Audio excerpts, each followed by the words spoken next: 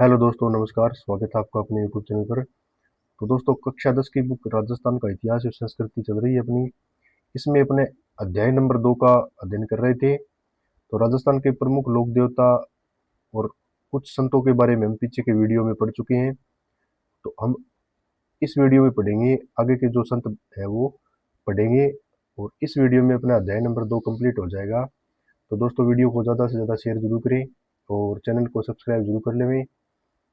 दोस्तों, अध्ययन करते हैं अपने आगे के संतों के बारे में। तो मीराबाई, मीराबाई लोक संत मीराबाई, कृष्ण भगत कवित्री गायिका मीराबाई 16वीं सदी की भारत के महान संतों में से एक थी। मीराबाई को राजस्थान की राधा कहा जाता है। मीराबाई को क्या कहा जाता है? राजस्थान की राधा। राजस्थान की राधा किसे कहा जाता है? मीराबाई को राजस्थान की राधा कहा जाता है। इनका जन्म मेड़ता के राठौड़ राव दुद्दा के पुत्र रतन सिंह के घर कुड़की पल्ली नामक ग्राम में 1498 ईस्वी के लगभग हुआ था। तो इनका जन्म कहाँ हुआ था? मेड़ता में हुआ था। और राठौड़ राव दुद्दा के पुत्र थे रतन सिंह। इनके घर में कुड़की पाली, कुड़की नामक स्थान पाली में हुआ था इनका जन्म, और 1498 ईस्वी के लगभग हुआ था। और इनके पिताजी का नाम क्या था? राव रतन सिंह था। इनके पिताजी का नाम राव रतन सिंह था। इनके पिता रतन सिंह राठौड़ बाजौली के जागीरदार थे। तो इनके पिताजी है वो रतन सिंह राठौड़ थे, वो कहाँ के जागीरदार थे? वो बाजौली के जागीरदार थे। मीरा का लालन पालन अपने दादाजी के यहाँ मेड़ता में हुआ था। इनका विवाह 1516 ईस्वी में राणा सांगा के ज्येष्ठ पुत्र युवराज भोजराज के साथ हुआ था। तो मीराबाई का विवाह किसके साथ हुआ था? जो राणा सांगा थे, उनके ज्येष्ठ पुत्र थे भोजराज, उनके साथ 1516 ईस्वी में इनका विवाह हुआ था। पर विवाह के कुछ वर्ष पश्चात ही पति की मृत्यु हो जाने से ये तरुण अवस्था में ही विधवा हो गई। मीरा का साधु संतों में उठना बैठना और उनके भोजन भजन कीर्तन करना इनके देवर राणा विक्रमादित्य, इनके देवर का नाम क्या था? राणा विक्रमादित्य नाम था। ये भी राणा सांगा के पुत्र थे। को पसंद नहीं आया। विक्रमादित्य ने मीरा को जहर देने तथा सर्प से काटने का भी प्रयत्न किया, किंतु मीरा की कृष्ण भक्ति काम कम नहीं हुई। कृष्ण भक्ति का विचार मीरा को अपनी दादी से प्राप्त हुआ था। एक बार एक बारात को दूल्हे सहित जाते हुए देखकर बालिका मीरा अत्यधिक प्रभावित हुई और अपनी दादी के पास जाकर उत्सुकता से अपने दूल्हे के बारे में पूछने लगी। तो दादी ने तुरंत ही गिरधर गोपाल का नाम बता दिया।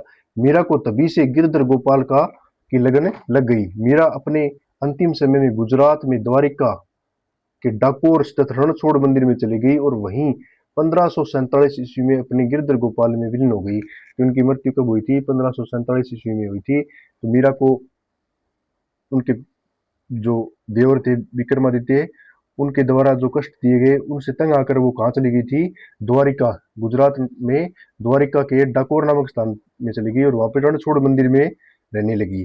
और वहीं पे 1547 ईस्वी में उन्होंने अपने गिरधर गोपाल में विलीन हो गई और उनकी मृत्यु हो गई। मीरा जी की पदावलियां भी प्रसिद्ध है। मीरा जी की पदावलियां भी प्रसिद्ध है। इनकी भक्ति की मुख्य विशेषता यह थी कि उन्होंने ज्ञान से अधिक भावना व श्रद्धा को महत्व दिया। मीरा की भक्ति कांता भाव की भक्ति रही है। मीरा की भक्ति कौन से भाव की रही है? कांता भाव। कांता भाव बहुत ही महत्वपूर्ण फैक्ट है ये। कांता भाव की भक्ति रही है। अगली संत है अपनी संत रानाबाई। संत रानाबाई राजस्थान की दूसरी मीरा। संत रानाबाई राजस्थान की दूसरी मीरा कौन है? संत रानाबाई। पहली कौन है? मीराबाई है ही, जिसको राजस्थान की राधा कहा जाता है। और संत रानाबाई को राजस्थान की दूसरी मीरा कहा जाता है। इनका जन्म मारवाड़ के हरनावा यानी मकराना के पास गांव में विशाल शुक्ल तृतीया को 1504 ईस्वी में एक जाट परिवार में हुआ था। इनके पिता का नाम राम गोपाल तथा माता का नाम गंगाबाई था। पालड़ी के संत चतुरदास की शिष्या रानी रानाबाई, पालड़ी के संत चतुरदास की शिष्या रानाबाई कृष्ण भक्त थी। तो ये किसकी शिष्य थी? ये पालड़ी के चतुरदास संत थे, इनकी ये शिष्य थी। 66 वर्ष की उम्र में हरनावा गांव में फाल्गुन शुक्ल त्रयोदशी को 1570 ईस्वी में रानाबाई ने जीवित समाधि ले ली। तो इन्होंने 66 वर्ष की उम्र में 66 वर्ष की उम्र में हरनावा गांव में और फाल्गुन शुक्ल त्रयोदशी को और 1570 ईस्वी में इन्होंने अपनी जीवन लीला समाप्त कर ली और इन्होंने जीवित समाधि ली थी। क्या? जीवित समाधि ली थी। भाद्रपद शुक्ल त्रयोदशी को एक विशाल मेला आयोजित किया जाता है। यहाँ पे कौन से गांव? अरनावा गांव में भाद्रपद शुक्ल त्रयोदशी को एक विशाल मेले का भी आयोजन होता है इनकी याद में। अगले संत अपने संत माऊ जी। संत माऊ जी का जन्म कब हुआ था? 1714 ईस्वी में साबला नामक गांव में इनका जन्म हुआ था। संत माऊ जी ने अपने विचारों को स्थायी एवं साकार रूप देने हेतु निष्कलंक यानी पवित्र एवं पाप रहित नामक संप्रदाय की स्थापना की। तो निष्कलंक संप्रदाय की स्थापना किसने की थी? संत माऊ जी ने निष्कलंक संप्रदाय की स्थापना की थी। और इनका जन्म है वो 1714 ईस्वी में साबला नामक गांव में हुआ था। कहा जाता है कि जब इनकी आयु 12 वर्ष थी, इनकी आयु कितनी थी? 12 वर्ष थी, तो यह घर छोड़कर माही और सोम नदी के संगम पर एक गुफा में तपस्या करने लगे। इसी स्थान पर 1784 ईस्वी माघ शुक्ल एकादशी को गुरुवार को इन्होंने ज्ञान प्राप्त हुआ और उसी दिन वह वहां पर माऊ जी ने बणेश्वर यानी वृंदावन नामक धाम की स्थापना की। इसके बाद इन्होंने धर्मोपदेश देना प्रारंभ कर दिया और अपने शिष्यों में बिना किसी भेदभाव के सभी जातियों के लोगों में को शामिल किया। इन्होंने लसाड़ा के पटेल भगत की दान राशि से अहमदाबाद से कागज मंगवाया और धौलागढ़ में एकांतवास करके 5 बड़े ग्रंथों की रचना की, जिन्हें छंदों की संख्या कितनी थी? 72,96,000 बतलाई जाती है। वाद विवाद की शैली में लिखे ग्रंथ चोपड़ा कहा जाती है। चोपड़ा ग्रंथ है किनके द्वारा लिखे गए थे? संत माऊ जी के द्वारा लिखे गए थे। इन छंदों की संख्या कितनी थी? 72,96,000 बताई जाती है। माऊ जी की चोपड़े केवल दीपावली के दिन ही बाहर निकाले जाते हैं। माऊ जी के अनुयायी इन्हें विष्णु का 10वां अवतार यानी कलक अवतार के अवतार मानते हैं। डूंगरपुर जिले में इनके अनुयायी बड़ी संख्या में। कौन से जिले में इनके अनुयायी सबसे ज्यादा है? डूंगरपुर जिले में। किसके? संत माऊ जी की।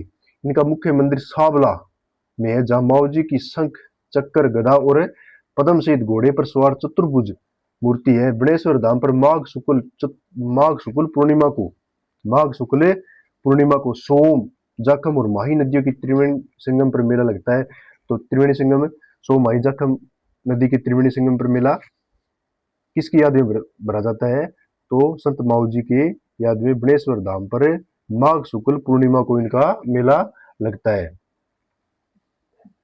अगला संत है अपना संत रामचरण। संत रामचरण जयपुर राज्य के अंतर्गत सोडा ग्राम में माघ शुक्ल चतुर्दशी यानी 1719 ईस्वी को वैश्य कुल में बख्त राम और देवजी की यहाँ रामकिशन रामचरण का मूल नाम का जन्म हुआ था। मेवाड़ के दत्तड़ा ग्राम में महाराजा कृपाराम जी से 1751 ईस्वी को दीक्षा प्राप्त करके रामकिशन रामचरण बन गए। पहले इनका क्या नाम था? रामकिशन नाम था। और मेवाड़ के जो दत्तड़ा ग्राम में जो महाराजा कृपाराम जी थे, उनके संपर्क में आए और उनसे दीक्षा प्राप्त करके रामकिशन से क्या बन गए? रामचरण बन गए। कब बने? 1751 ईस्वी में इन्होंने कृपाराम जी से दीक्षा प्राप्त की थी। तो 1758 में गलता जी के मेले के समय साधुओं के धर्म के प्रतिकूल व्यवहार को देखकर इनका मन संसार से उचट गया। रामचरण जी विरागी हो गए। इसके बाद भीलवाड़ा में साधना करते हुए निर्गुण भक्ति और सभी के प्रति प्रेम का उपदेश दिया। मूर्ति पूजकों द्वारा परेशान करने पर रामचरण कुहाड़ा गांव चले गए। शाहपुरा से निमंत्रण प्राप्त होने पर वह शाहपुरा चले गए। शाहपुरा नरेश रण सिंह ने इनके रहने के लिए एक छतरी का निर्माण करवाया और एक मठ भी स्थापित किया। राम नाम स्मरण करते हुए 1798 ईस्वी में शाहपुरा में इनका निधन हो गया। इनके आध्यात्मिक उपदेश अणबेवाणी नामक ग्रंथ में संकलित है। रामचरण जी द्वारा प्रवर्तित पंथ राम शनि संप्रदाय के नाम से प्रसिद्ध है। तो इनके द्वारा जो संप्रदाय चलाया गया, कौन सा संप्रदाय चलाया गया था? राम शनि संप्रदाय चलाया गया रामचरण जी द्वारा। और इनकी मृत्यु कब हुई थी? 1798 ईस्वी को इनकी मृत्यु हुई थी। कहाँ पे? शाहपुरा में इनका निधन हुआ था।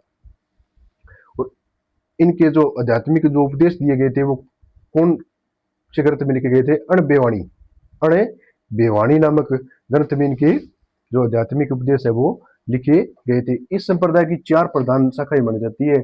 इस संप्रदाय, कौन सी संप्रदाय? राम शनि संप्रदाय की कितनी? चार प्रधान शाखाएं मानी जाती है। इन शाखाओं में रामचरण को शाहपुरा शाखा का संस्थापक बताया गया। अन्य 3 शाखाओं में रेण, सियथल और खेड़ापा शाखा के संस्थापक क्रमश दरियाव जी, हरिरामदास जी तथा रामदास जी माने जाती है। तो शाहपुरा शाखा के कौन थे? रामचरण जी। और ऋण शाखा के कौन थे? दरियाव जी। ऋण शाखा के कौन थे? दरियाव जी।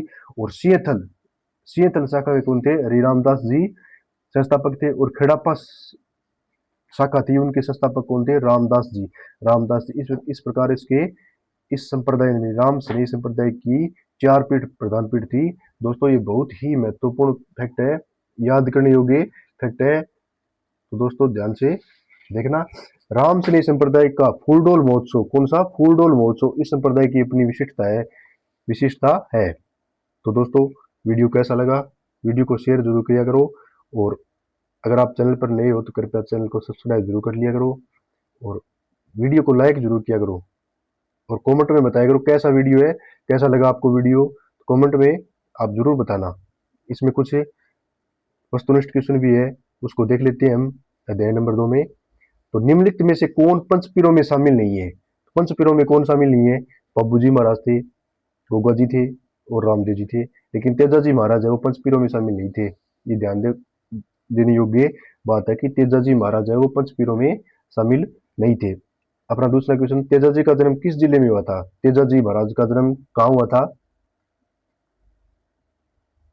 नागौर में। कहाँ पे? नागौर में। धन्ना किसके शिष्य थे? धन्ना किसके शिष्य थे?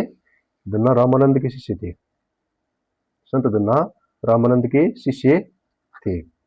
अगला है, बिश्नोई संप्रदाय के प्रवर्तक कौन थे? बिश्नोई संप्रदाय के कौन थे? जम्बोजी महाराज। तो दोस्तों मिलते हैं अगले वीडियो में। अगले वीडियो में हम स्टार्ट करेंगे अध्याय नंबर 3। अध्याय नंबर 3। तब तक के लिए धन्यवाद दोस्तों। जय हिंद।